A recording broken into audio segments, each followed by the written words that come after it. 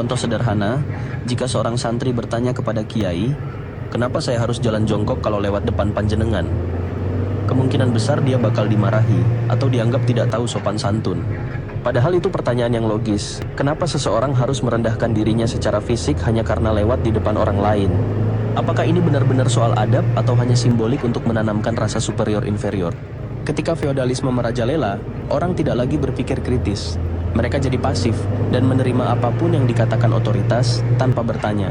Ini bukan cuma soal kiai dan pesantren, tapi juga meluas ke ranah lain seperti politik, sosial, bahkan kehidupan sehari-hari. Kita jadi bangsa yang gampang disetir karena tidak terbiasa mempertanyakan, dan ini bukan sesuatu yang bisa dianggap remeh. Feodalisme yang bersembunyi di balik sopan santun ini bukan cuma bikin kita kehilangan daya kritis, tapi juga menormalisasi ketimpangan. Yang di atas makin berkuasa, yang di bawah makin tertekan, dan lebih buruknya lagi, pola ini terus diwariskan dari generasi ke generasi,